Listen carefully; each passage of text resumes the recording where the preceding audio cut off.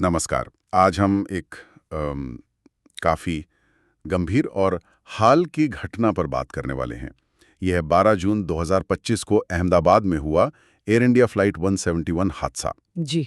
इस पर जो शुरुआती जानकारी आई है, जांच और उसके असर को लेकर आज हम उसी पर थोड़ी गहराई से बात करेंगे। हाँ, क्योंकि सवाल यही उठता है कि एक बिल्कुल नया आधुनिक विमान, वो भी बोइंग 787-8 ड्रीमलाइनर, टेक ऑफ के फौरन बाद कैसे क्रैश हो गया। बिल्कुल, ये फ्लाइट AI 171 थी, अहमदाबाद से लंदन गैटविक जा रही थी।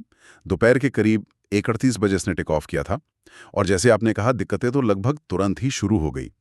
जो जानकारी है उसके हिसाब से प्लेन मुश्किल से 625 फीट तक ही चढ़ पाया। हाँ, और फिर ऊंचाई कम होने लगी। अजीब बात यह थी कि विमान का अगला हिस्सा मतलब नोज, वो ऊपर की तरफ ही था। ये तो बहुत ही कंफ्यूजिंग लगता है। और फिर वो मेडे कॉल। जी, टेक ऑफ के महज 36 सेकंड बाद पायलट ने पावर लॉस का मेडे कॉल दिया। साफ है कि इंजन से पूरी ताकत नहीं मिल रही थी। अच्छा, और ये भी सुनने में आया कि इंजन के थ्रस्ट रिवर्सेस शायद ठीक से बंद नहीं हुए थे और लैंडिंग गियर भी वो नीचे ही था। हाँ, ऐसी रिपोर्ट्स हैं। अगर लैंडिंग गियर नीचे रह जाए तो वो हवा का जबरदस्त प्रतिरोध पैदा करता है, उसे ड्रैग कहते हैं। इससे विमान के लिए ऊपर चढ़ना बहुत मुश्किल हो जाता है, खासकर अगर इंजन पावर पहले से भी कम हो। और फिर नतीजा बहुत भयानक रहा। विमान रनवे से मुश्किल से 1.5 किलोमीटर दूरी बीजे मेडिकल कॉलेज के हॉस्टल पर जा गिरा। जी, और गिरते ही जोर का धमाका हुआ, आग लग गई। आंकड़े बहुत दुखद है।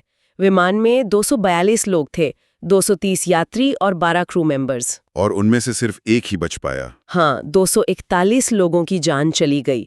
और इतना ही नहीं, जमीन पर उस हॉस्टल में भी कम से कम 39 लोगों की मौत हुई और करीब 60 लोग घायल भी हुए। इतनी बड़ी त्रासदी, लेकिन वो जो एक यात्री बचे उनका नाम विश्वास कुमार रमेश बताया जा रहा है, सीट 11A इमरजेंसी एग्जिट के पास। जी, ऐसा लगता है कि टक्कर के असर से इमरजेंसी दरवाजा खुल गया और वो किसी तरह बाहर निकल पाए। हालांकि वो बुरी तरह जल गए थे और जाहिर है गहरे सदमे में थे। और बाद में उन्होंने सर्वाइवर गिल्ट की बात भी कही है, मतलब इस बात का अपराध बोध कि वो क्यों बच गए। बहुत ही मुश्किल स्थिति है ये। बिल्कुल, ये मानवीय पहलू हमें हमेशा याद रखना चाहिए। खैर, अब जांच की बात करें तो एक अच्छी खबर ये है कि विमान के दोनों ब्लैक बॉक्स मिल गए हैं। हाँ, आजकल इन्हें एनहांस्ड एयरबोर्न फ्लाइट रिकॉर्डर या EAFR कहते हैं शायद, जिसमें डेटा और आवाज दोनों होती हैं। जी हाँ, बिल्कुल। फ्लाइट डेटा रिकॉर्डर और कॉकपिट वॉइस रिकॉर्डर, दोनों का कॉम्बिनेशन, और साथ में एक डिजिटल वीडियो रिकॉर्डर भी मिला है। लेकिन ये सब काफी डैमेज्ड हालत में मिले हैं ना। हाँ, टक्कर जबरदस्त थी। तो रिकॉर्डर्स को डेटा निकालने के लिए अमेरिका भेजा गया है। वहाँ बेहतर सुविधाएं हैं इस काम के लिए। ठीक है।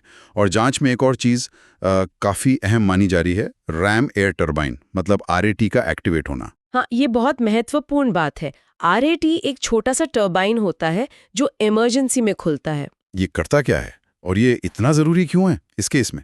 देखिए, RAT हवा के दबाव से घूमकर बिजली और हाइड्रोलिक पावर बनाता है।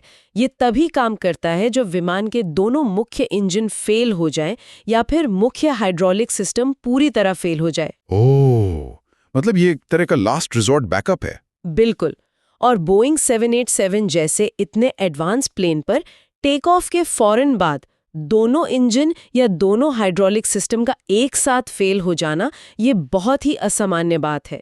इसीलिए RAT का एक्टिव होना इस जांच का एक बहुत बड़ा फोकस पॉइंट है। समझ गया। ये किसी गंभीर मैकेनिकल या सिस्टम फेलियर की तरफ इशारा कर रहा है।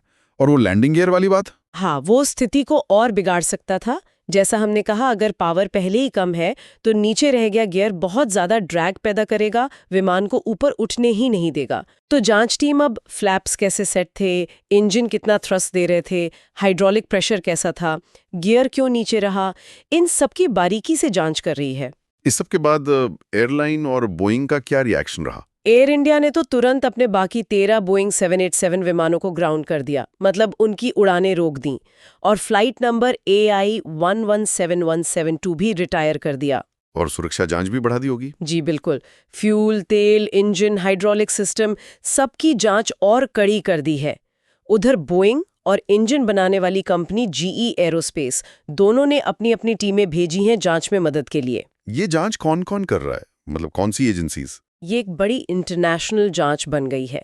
भारत की AIIB यानी एयर एक्सीडेंट इन्वेस्टिगेशन ब्यूरो और DGCA तो है ही, साथ में अमेरिका की FAA और NTSB और UK की AIB भी शामिल है।